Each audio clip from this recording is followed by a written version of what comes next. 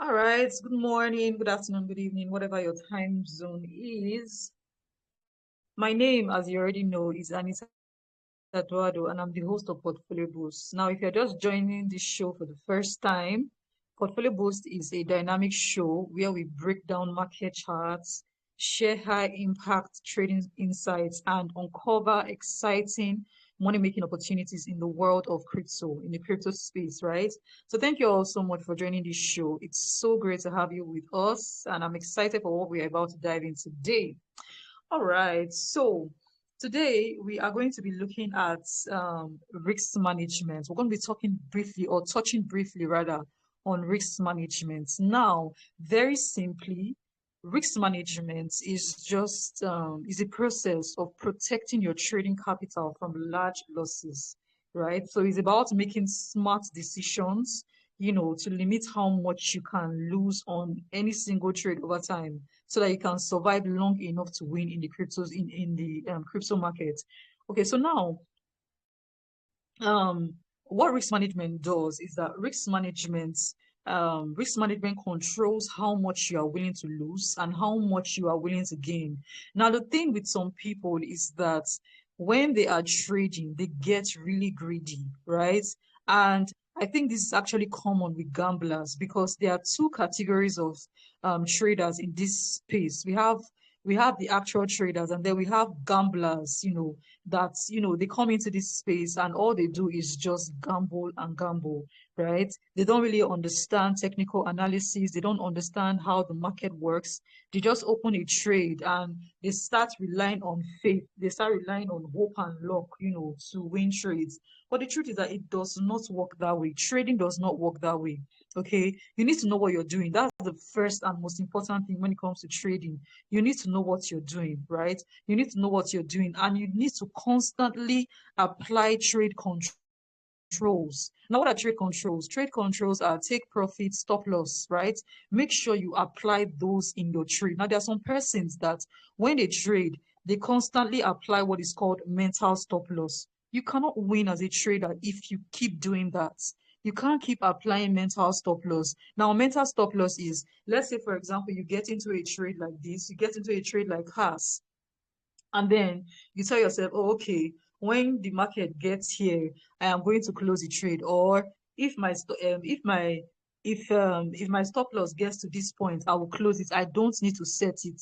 I don't want to set it. When it gets there, I know what to do. Now, life can be so funny, and especially if you're in Nigeria, things can get really messy. Your network might just, your network might just choose to mess you up at that time. So you have to set your stop loss. In fact, you have to plan your trades, right? And when you plan your trade, this is where trade controls come in, because you have to set your take profits and your stop loss while you're doing your planning. Okay, so when it comes to risk management just simply has to do with you deciding how much you are going to lose and how much you are going to gain, right? So what risk management does is that, it helps you to stay disciplined. It helps you to stay disciplined, and it helps you to stay disciplined, and it helps you to take the right decisions when it comes to trading. So like I said, risk management is just simply a way of protecting your trading capital from large losses. So now let's assume that you have $100, right? Now, before I give this analogies, because when I teach or when I share stuff like this, I always like using analogies. Now, before I share this, let me quickly point this out. Um, when it comes to trading, there's something called bullets, right? So each trader is equipped with bullets. Now, these bullets are in form of your trading capital. Now, on no account should you lose all your bullets, because when you lose your bullets, it's just like you're in the war front. You can't lose all your bullets in the war front. You will get hit. All right. So what do you do? Protect your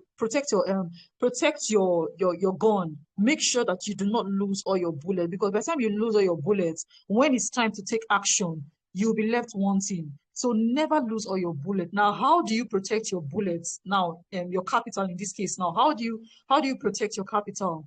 Let's say, for instance, you have $1,000, right? You have $1,000, and of course, you are knowledgeable. You know what to do. You know you know a little bit on technical analysis, and you know how to analyze charts, right? So you've done all your analysis, and let's assume that you have $1,000. Now it is wrong for you to go into any trade with all $1,000 that you have. So what do you do? Break it down, okay? So you break it down into like 10. Break it down into 10, or rather divide that money into 10. Or if you feel you will not be disciplined, you can put it in a savings account where you don't have any ATM. Just put it there. Let it just be chilling there. And then take out 10%, right? So assuming you have $1,000, take out 10%, which is $100. Now what are your $1,000 is doing for you is that it's giving you access to 10 tries. So let's assume that you blow the first $100, you take a break. Then if you blow the second 100, as in after you've traded that $100, you take a break, and then you go and fetch $100 from that $900 that you kept aside. So if you take that extra $100 and you still blow it, now you can do this up to like 3 times, right? So what will be left with is like $700. Now, if you blow your account 3 times, the ideal thing to do is to take a break. All right, take a break. Don't trade again. It means something is wrong. It probably means that the market is trying to teach you something, or the market is trying to show you something that you are not learning. So what do you do? Take a break. Don't trade. You can take a break for maybe like a month or 2 months. Now, if you're probably in debt and you're like, oh, how am I going to pay my debt if I don't trade? Now that is the tricky part, right? You can meet your creditors. You can meet those that you're owing. Meet them. Meet the debtors. Talk to them. Is it debtors or the creditors now? I don't know. But talk to them. Tell them that please, can you give me some more time? I just need to get myself together. Because if you keep trading under pressure, the thing is, at the end of the day, you'll be out of bullets. And if you're out of bullets, how are you going to survive? How are you going to survive the market when when opportunities come? How are you going to take advantage of it, right? So you need to constantly protect your bullets. Make sure that you don't run out of bullets. And this is the perfect way to go about it.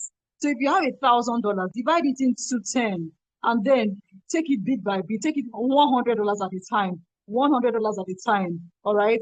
So I mean, there is no if you apply the things that I share with you in this show, there is no way you will lose all your as in, there's no way you keep losing like that. If you apply everything that I share with you here, there's no way you keep losing like that, right? So you need to constantly, ensure that you are now as you are trading, be learning, because the more you learn, the more your risks will reduce, right? The more you learn, the more your risks will reduce. So as you keep learning every day, as you give maybe at least a minimum of 1 hour to learning, there is no way you will keep blowing your accounts, right? There is no way you keep blowing your accounts. And if you are disciplined, if you apply proper discipline, there is no way you will keep blowing your account. So this is just the perfect way to trade, right? So if you have $1,000, like I said, divide it into 10. If you have $100, divide it into 10 and be going in small. So you can go in with $10 at first, try to trade that one and see how it goes. Then if it blows, then you take a break, then you trade the other $10. Just keep doing it like that. Before you trade the fourth $10, right? Before you trade the fourth $10, you would definitely know where you are missing it, and you will be able to take proper measures to see to it that those losses are eradicated. So this is the perfect way to apply proper risk management. Because of time, I'm going to stop here, and then I'll take some questions or some contributions if you have any, or if there is none, we'll just move straight to the coin of the day, which is Pi. I want us to trade Pi, and I want us to make some money from Pi. So I'm going to stop the recording here quickly.